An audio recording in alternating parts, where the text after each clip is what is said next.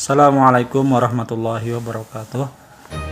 Selamat pagi anak-anak semua. Mari pada kesempatan kali ini kita akan membahas materi tentang pernikahan dalam Islam. Mari kita awali dengan membaca basmalah bersama.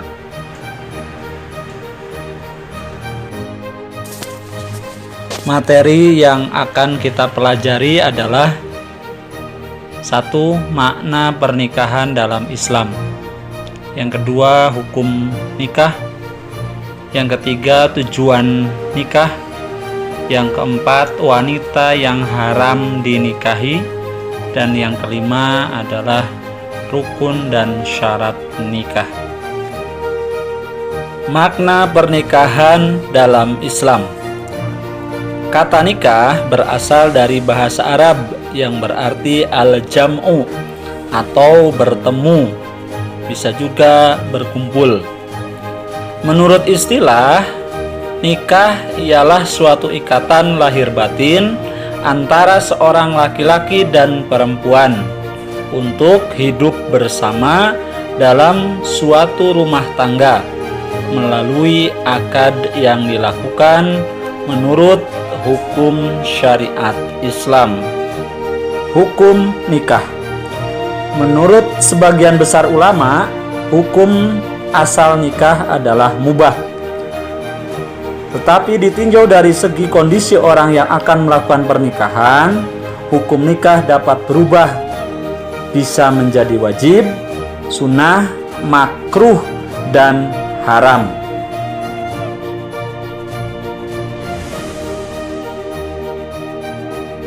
Hukum nikah.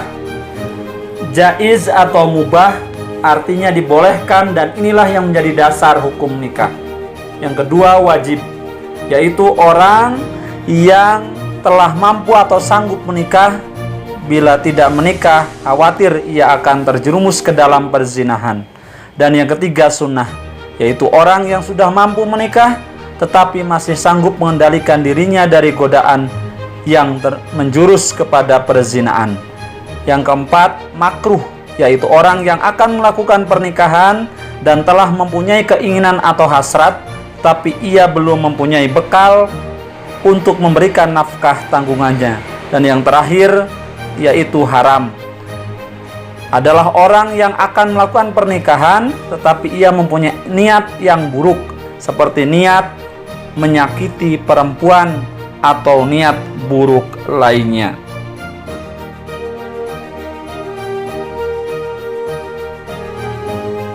Tujuan nikah. Tujuan daripada nikah yaitu diantaranya adalah untuk memperoleh kebahagiaan dan ketenangan hidup yang biasa kita kenal dengan sakinah. Ini sesuai dengan firman Allah di dalam Al-Quran surat Ar-Rum ayat yang ke-21. Yang kedua, tujuan daripada nikah adalah untuk membina rasa cinta dan kasih sayang, sesuai dengan dalil Al-Quran surat Ar-Rum ayat 21 juga. Yang ketiga, tujuan nikah adalah untuk memenuhi kebutuhan seksual yang sah dan diridhoi Allah Subhanahu wa Ta'ala. Dan yang keempat, tujuan nikah adalah untuk melaksanakan perintah Allah. Ini berdasarkan dalil di dalam Al-Quran surat An-Nisa ayat yang ketiga. Yang selanjutnya, tujuan nikah adalah untuk mengikuti sunnah Rasulullah Sallallahu Alaihi Wasallam.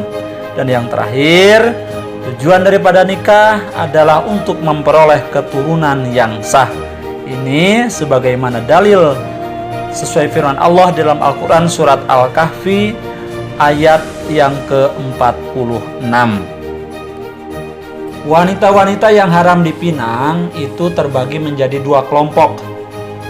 Yang termasuk kelompok yang pertama adalah muhrim, wanita yang masih bersuami, wanita yang berada dalam masa iddah talak roj'i, dan wanita yang sudah bertunangan.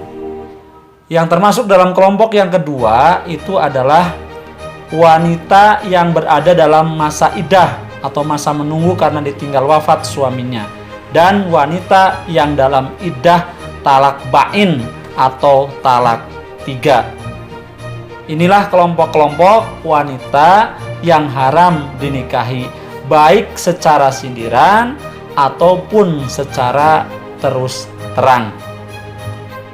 Baik, materi terakhir pada pertemuan kali ini adalah tentang rukun dan syarat nikah.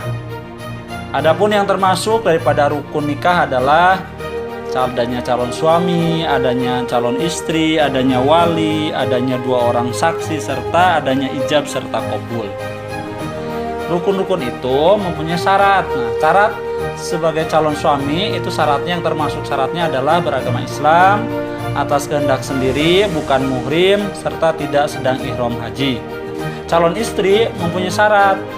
Yang termasuk syaratnya adalah beragama Islam, tidak terpaksa, bukan muhrim, tidak bersuami, tidak sedang dalam masa iddah, serta tidak sedang ihram haji atau umroh. Wali juga punya syarat. Yang termasuk syaratnya wali adalah mukallaf, laki-laki merdeka, adil, serta tidak sedang ihram haji atau umroh. Saksi, saksi juga punya syarat. Di antara syaratnya adalah Islam, dewasa, sehat akalnya, tidak fasik, hadir dalam akad nikah.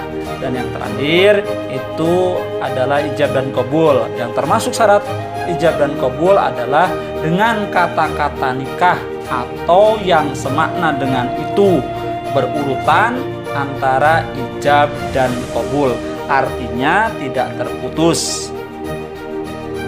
Alhamdulillah, materi telah tersampaikan semuanya. Semoga dapat bermanfaat bagi kita semua.